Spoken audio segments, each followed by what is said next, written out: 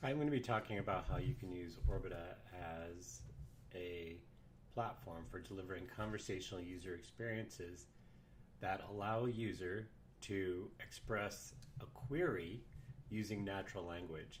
And so the kind of key requirements of this, let's call it a natural language query service, are to receive natural language in the form of a question from the user. This natural language can be either through spoken voice or through written text if it were, say, coming from a chatbot or an SMS text messaging bot. And the service would take that, what's called an utterance, what the user speaks, and translate it into a query against other services. And those services might call out, or those services might represent search services, or might be a knowledge graph service. And the idea is that the knowledge graph query service would perform natural language understanding, user intent detection, and disambiguation. So let me start with a quick demo, and then I'll get into how this demo was implemented.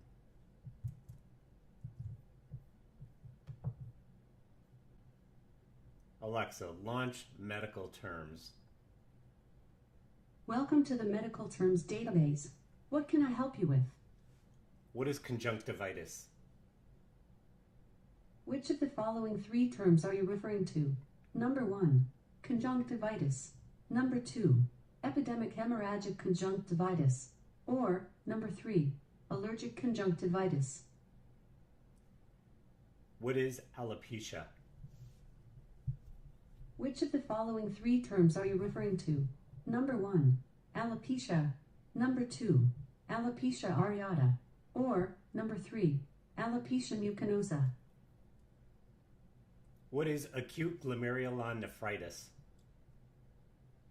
Which of the following three terms are you referring to? Number 1, acute glomerulonephritis. Number 2, acute benign hemorrhagic glomerulonephritic syndrome. Or number 3, acute proliferative glomerulonephritis.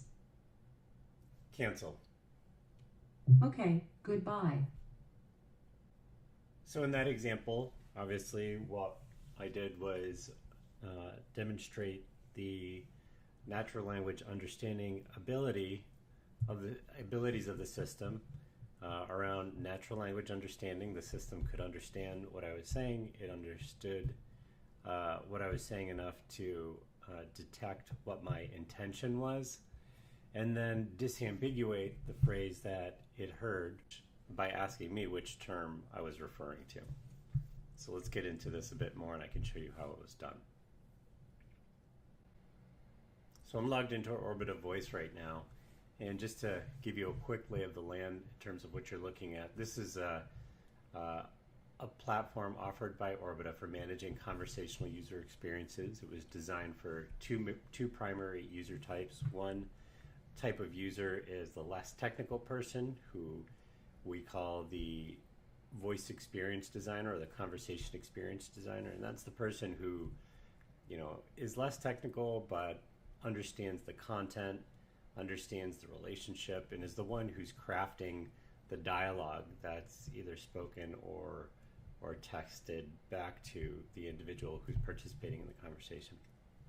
And the other user that this is created for is a developer, and we have developer tooling to help them, do the types of things developers need to do around integrating with third-party systems, customizing business logic, so on and so forth.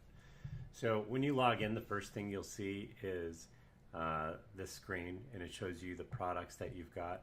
I've got this project here that I'm going to click on, and the first thing you'll see, I'm in this project page. On the left-hand side, you get the project menu, and there are two items. This first one is more developer-oriented tasks, and the second one is for more of the conversation experience design-oriented tasks. So I'm going to focus in on intents. Okay, and I've got this intent called what is term. I'm going to edit this. And just let me give you a brief aside in terminology. So when I say intent, what do I mean? Well, what a user says in a conversational user experience is called an utterance. And, somebody might say something like, what is the weather like in Boston? That's an utterance that maps to an intent, what is the weather in a location. There are a lot of different ways I could ask for the weather in a location. What's the weather in Boston? What's the weather like in San Francisco? What's the weather like today outside? What's it like outside today? So there are a whole, number of different ways somebody might ask for the weather.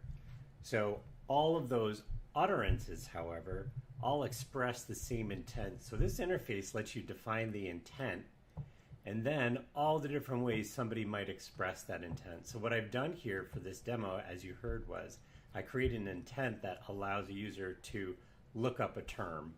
And the way that they may express it, at least in terms of the utterance that I've captured here, are listed out.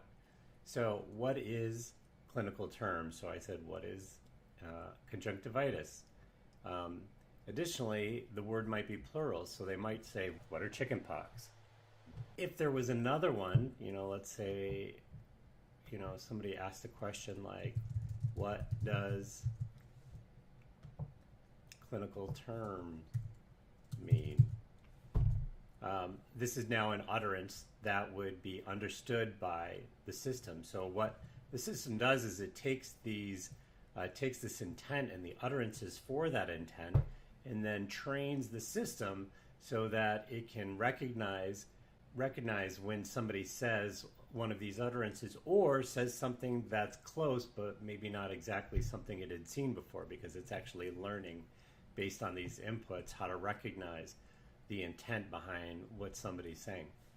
So what does this clinical terms mean? Well, this is called a slot, and a slot represents almost like a variable or placeholder for a set of values.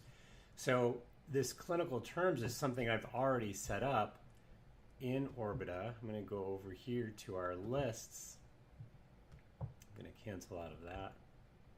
See, I've got this clinical terms list, and if I open this up, you would see the list of the clinical terms, including the ones that I just spoke. So alopecia, conjunctivitis, acute glomerulonephritis, those are all included on these clinical terms. And those are all terms that came from the SNOMED Clinical Terms Concepts database. Now I'll show you one last thing.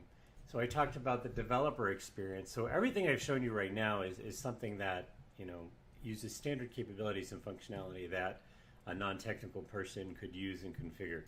But how do you specify what you want to happen when that user expresses that intent?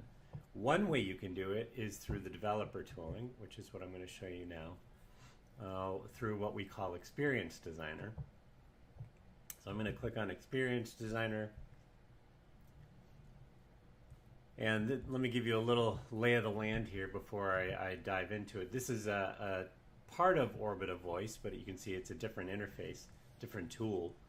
On the center, you have what we call the canvas, and the canvas represents the business logic defined visually. On the left-hand side, you have these, what we call nodes, and the nodes are in the palette. And you can drag and drop these nodes onto the canvas, and by doing that and plugging it into the flows, you can affect the business logic, which will ultimately affect the conversational experience.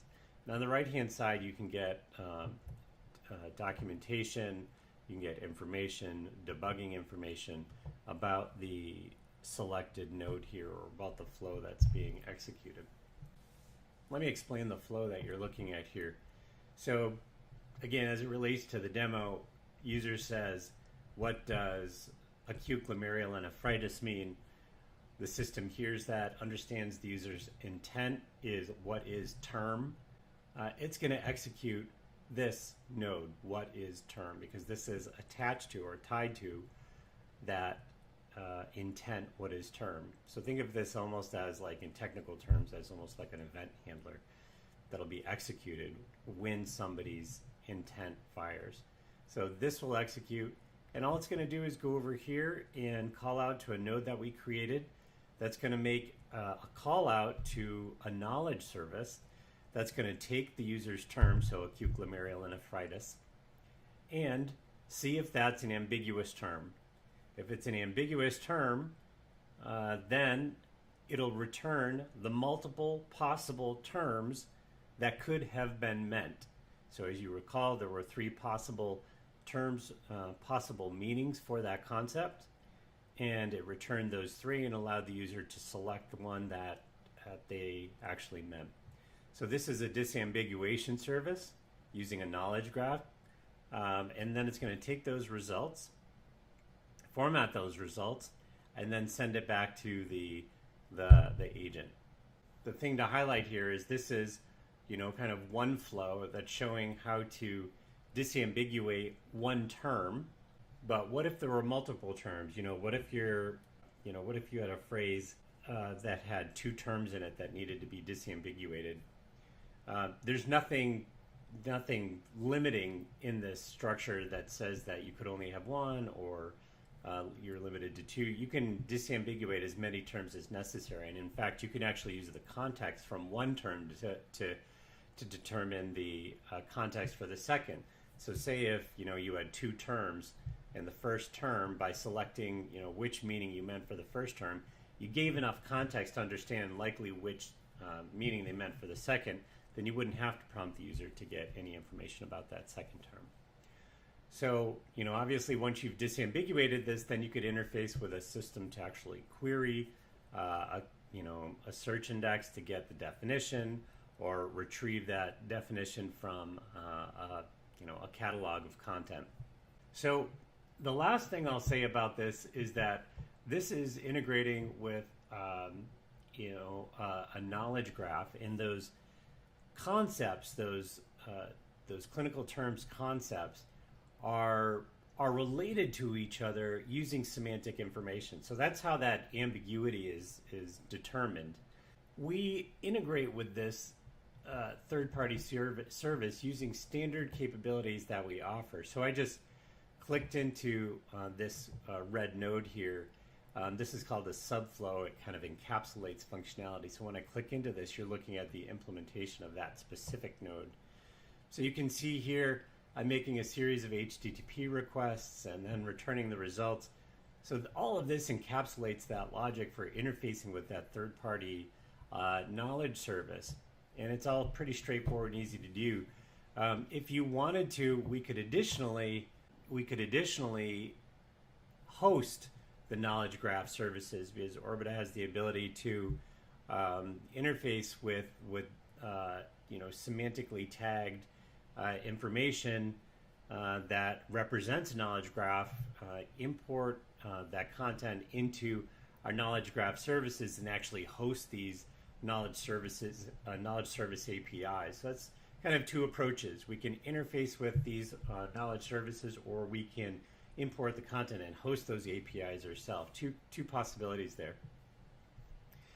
So let me jump into the final slide now. So questions we've received about this are, how well can Orbita handle scientific or biomedical type questions?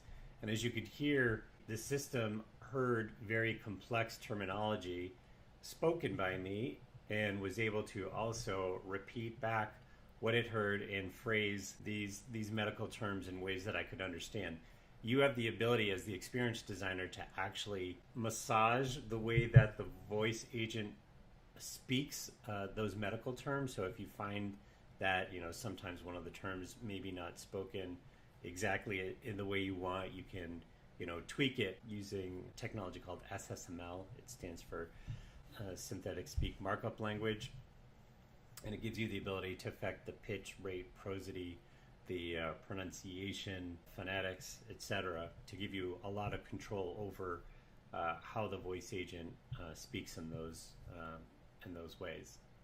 Second question is around effort. How much effort is it to adapt it for the intended use case? So what I'll say there is that all the functionality that you saw for this experience was standard Orbita capabilities. This kind of natural language query service or similar capabilities, it falls in line with what we offer, and you could just use what I put together here as kind of an approach for developing something similar. And around extensibility, to what degree can we integrate our own ontologies, our own knowledge graph? So that gets to the point I was saying that, we can interface with an existing knowledge service, or we can host the knowledge services ourselves by integrating the content, the semantically tagged content that is managed by an organization. So hopefully that gives you some more information about how we can build, manage, and support these natural language query services, and gives you a better idea of how Orbita can help here. Thanks.